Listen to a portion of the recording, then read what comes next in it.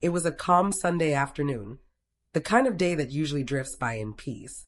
I had just returned from the grocery store, arms full of bags with our weekly supplies. As I stepped into the living room, I spotted my wife, Lisa, at the kitchen table, absorbed in her phone. She didn't notice me. Normally, I'd greet her right away, but something about that moment felt different. There was a strange tension in the air, almost like the house itself was whispering a warning. I stayed by the doorway, watching quietly. At first, it was nothing more than casual curiosity until her phone buzzed. She answered, and then came a laugh. Not the warm, familiar laugh she shared with me, but one I knew all too well, playful, intimate, the kind she used around certain coworkers. My chest tightened, a faint alarm ringing inside me. I leaned forward slightly, pretending to stretch, but in truth, I was listening. Her voice dropped to a whisper. My pulse hammered as I heard the words, "I can't wait to see you tonight." That tone, soft, teasing, seductive, it wasn't meant for me. My hands curled into fists, my jaw locked. The world tilted, and suddenly every smile, every "I love you" she'd given me felt rehearsed, like a performance. I stayed frozen, listening as she made plans she thought I'd never know about.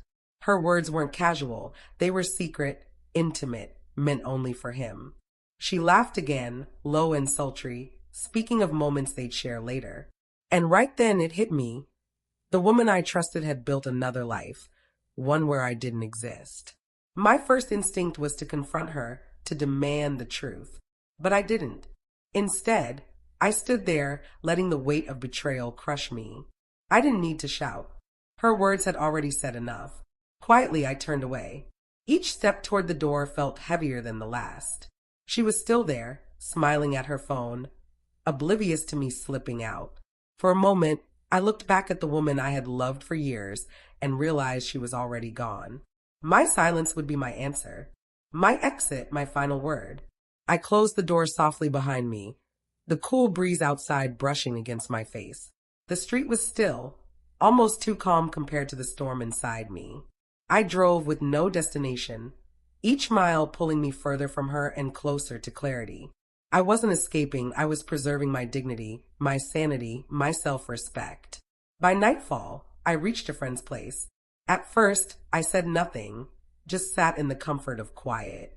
When I finally told them, my voice shook, not with rage, but with grief. They listened, but no one could truly understand the sting of betrayal the way I felt it. That night, I made a choice. I wouldn't let her lies define me. I would take back the life she tried to fracture. In the days that followed, Lisa tried reaching out, calls, texts, apologies. I ignored them all. Each message was a reminder of her deceit. Her explanations insulted my intelligence, and I refused to let them sway me. My silence was louder than any argument. It was final. Months later, I had rebuilt my life. I moved into a new place, surrounded myself with people who valued honesty and focused on healing. Lisa became just a memory, a ghost of betrayal that no longer had power over me. That day, standing behind her, hearing the truth, had shattered me. But walking away in silence had freed me. Sometimes, the loudest response is no response at all. And in that silence, I discovered freedom, closure, and a new beginning.